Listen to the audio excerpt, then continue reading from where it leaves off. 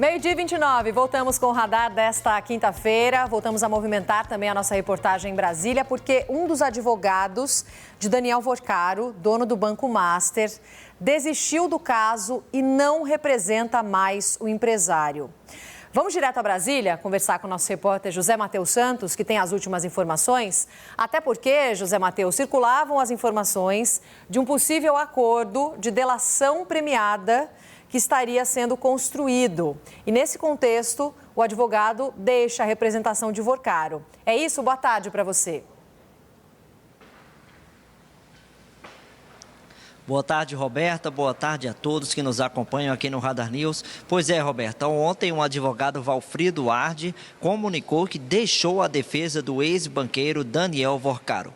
Esse anúncio foi confirmado na tarde de ontem, né? Essa decisão foi publicizada e ele deixou. Valfrido Arde é um crítico de sistemas de delação premiada aqui no Brasil. E essa saída dele acontece em meio a rumores de uma eventual possibilidade de Daniel Vorcaro aderir à delação premiada. Entretanto, essa possibilidade foi afastada pelos advogados que continuam na defesa dele. Em um comunicado divulgado ontem, a defesa de Daniel Vorcaro negou com veemência a existência de qualquer proposta ou negociação de delação premiada. Os defensores do ex-banqueiro também afirmaram que essa informação não corresponde à realidade e não foi objeto de tratativa formal ou informal por parte de Vorcaro e de seus advogados. Esse comunicado, por fim, diz que Daniel Vorcaro reafirma sua inocência e segue exercendo plenamente o direito de defesa. Ontem, Roberta, a repórter Anita Prado, que acompanha o dia a dia da Polícia Federal, trouxe a informação de que uma semana após a realização da segunda fase da Operação Compliance Zero, que realizou buscas e apreensões, inclusive mirou Daniel Vorcaro e parentes dele, ainda não começou a perícia por parte da Procuradoria-Geral da República e da Polícia Federal nos itens que foram apreendidos na operação que foi deflagrada na semana passada pela PF. Lembrando que o ministro Dias Toffoli, do Supremo Tribunal Federal, determinou que essa examinação, essa perícia, aconteça de uma forma concomitante, tanto pela PF como pela Procuradoria-Geral da República. Na segunda e na terça-feira da próxima semana, estão previstos 8 depoimentos de investigados do Banco Master no Supremo Tribunal Federal e esses depoimentos vão acontecer no intervalo, portanto, de 2 dias, como determinou também o relator do caso no Supremo Tribunal Federal, o ministro Dias Toffoli. Volto para você, Roberta, no comando do Radar News. Obrigada, José, pelas suas informações. Bom trabalho por aí em Brasília. O Yander Porcela, o que sabemos até agora sobre a possibilidade de uma delação premiada de Daniel Vorcaro? Dizem que o maior patrimônio do Master neste momento é o silêncio dele, né? O que dá para a gente esperar? Roberta, é isso mesmo. Ontem, depois da saída desse advogado do caso, a defesa de Vorcaro negou que ele considere fazer alguma delação premiada, mas o fato é que tem muita gente com medo de que isso aconteça. Esse advogado, o Valfrido, que saiu da defesa do Vorcaro, ele era contra qualquer tipo de delação. E aí, no momento em que ele sai, fica essa pulga atrás da orelha. Se teve ali algum impasse em relação à delação, se ele discordava de alguma coisa, de algum rumo que está sendo tomado pela defesa de Vorcaro. Os advogados que ficaram negam essa expectativa de delação, mas no mundo político, Roberta, há um temor grande, sim, de que Vorcaro faça uma delação, porque tem muita gente que tinha conexões com o dono do Banco Master. Vorcaro, é bom a gente lembrar, tinha conexões, ligações no Congresso Nacional com políticos de todas as ideologias, da esquerda, da direita, principalmente os políticos ali que integram o chamado Centrão, os partidos de centro-direita que comandam o Congresso. Vorcaro também tinha muitas conexões no mundo empresarial. A gente viu essa ligação que apareceu, né, na Operação Compliance Zero com o empresário Nelson Tanuri, por exemplo, que também foi alvo dessa última operação, dessa última fase que teve da Operação Compliance Zero. Então, muita gente teme, de fato, que Vorcaro esteja se aproximando cada vez mais de delatar, fazer alguma delação para ter algum benefício, ele que está agora detido, né, pela Polícia Federal, acabou saindo, né, da prisão em regime fechado, mas está ainda ali na prisão domiciliar. Então, há esse temor, e esse temor vai continuar, Roberta, porque os rumores da delação, eles aparecem a todo momento.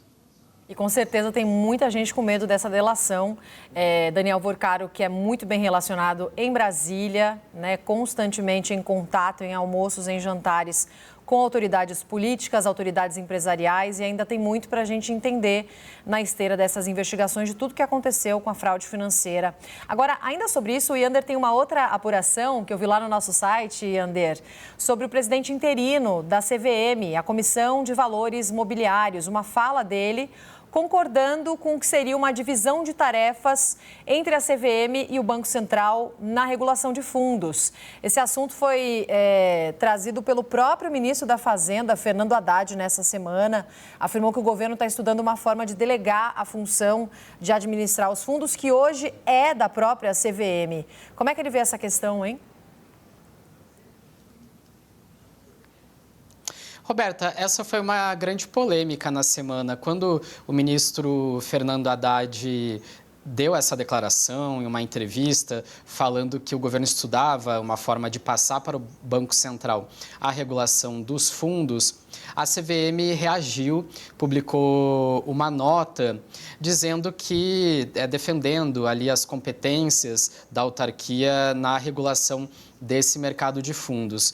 Foi um atrito ali entre a Fazenda e a CVM. Só que agora, depois de algumas conversas, os integrantes da CVM já estão avaliando que o ministro Haddad está querendo não é exatamente tirar a CVM dessa função de regular ali os fundos de investimento, mas sim colocar uma divisão de tarefas, ou seja, a CVM faria uma parte da regulação, dessa supervisão, e o Banco Central faria outra.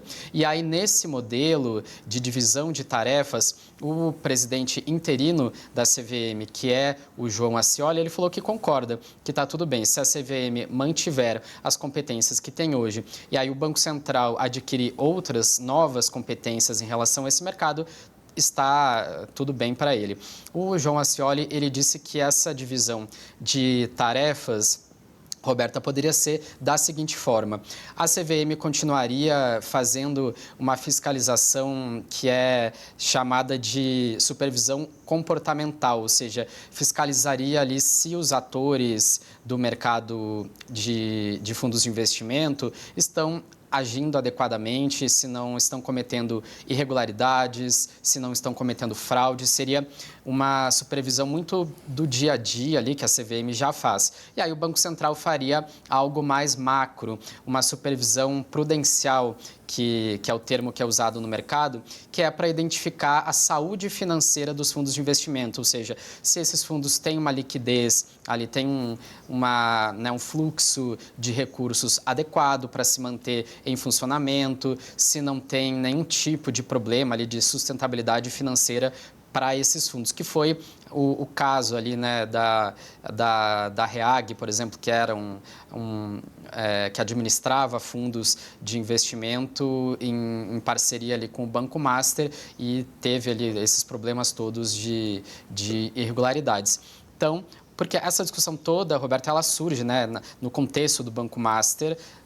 Esses fundos de investimento eram usados para fazer essas irregularidades, e o ministro Fernando Haddad, então, sugere que o Banco Central entre para supervisionar melhor a atuação dessas empresas, desses fundos. E aí, Inicialmente, então, teve esse desconforto da CVM com a fala do ministro, mas agora os panos quentes todos estão sendo colocados e o João Ascioli, então, que está na presidência interina da CVM, já está concordando com o Haddad de que, sim, o Banco Central pode entrar nessa regulação.